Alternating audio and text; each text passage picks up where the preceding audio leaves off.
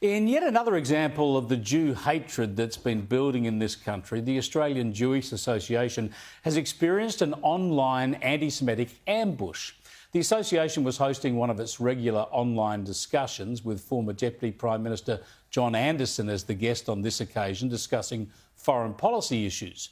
Activists logged on to the Zoom meeting, and one of them, who had the camera off and used the name Tony Abbott, what a laugh, well, he just launched into abuse.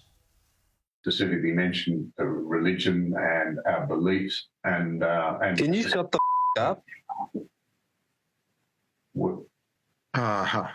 Can you shut your mouth, you old? Stop yapping, brother. This one has to go.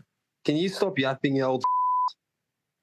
He's a bunch of Zionists, bunch of grabs, idiots, yappers. Hang on, I'll just fix this up.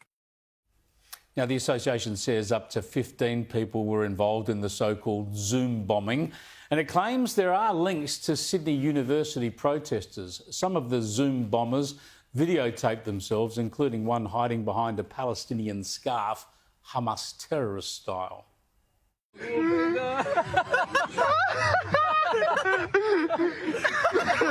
are you going to say?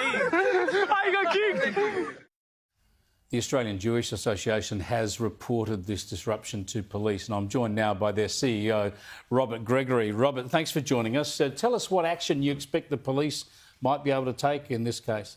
Well, we should be really clear. This event was targeted because it was a Jewish community event. It had nothing to do with Israel. We saw the images of people dressed up in terrorist scarves. It was intended to intimidate the Jewish community, and we've given a statement to police. We hope they'll take action, and we also expect the University of Sydney should take action. We have more information. We know who is behind this. They weren't so intelligent. They filmed themselves, and they also used their full names and their phone numbers. So we know who they are, and we're hoping that disciplinary action and hopefully police action will be taken. So you're obviously certain that they are connected to Sydney University and the protests that are going on there?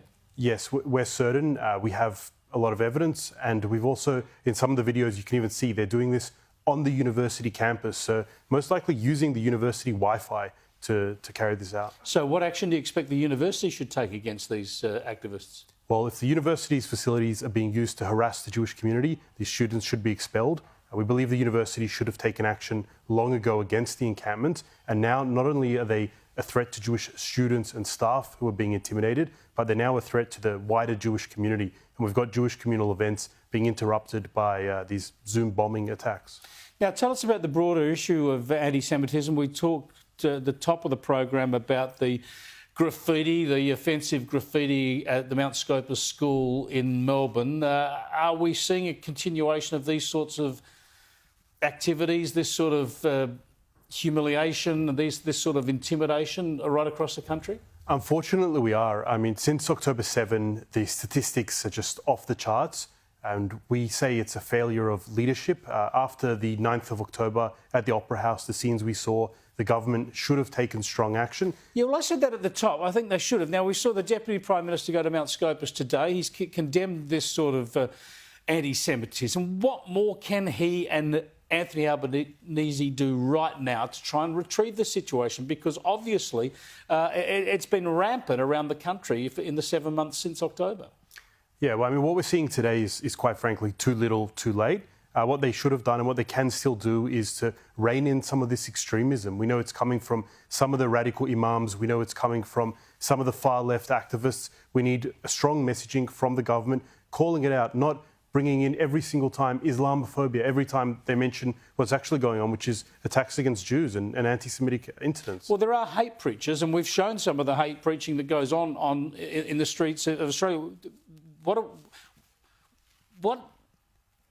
Why aren't the law enforcement authorities tackling this? It's against the law to preach hatred and violence. That's the question on every Australian Jew's mind. Why aren't they taking action against these preachers? I mean, we believe the laws are there. We don't think new laws are needed. We just think the existing laws need to be enforced. It's extraordinary. Yeah, thanks for joining us, Robert. I appreciate it. Robert Gregory there from the Australian Jewish Association.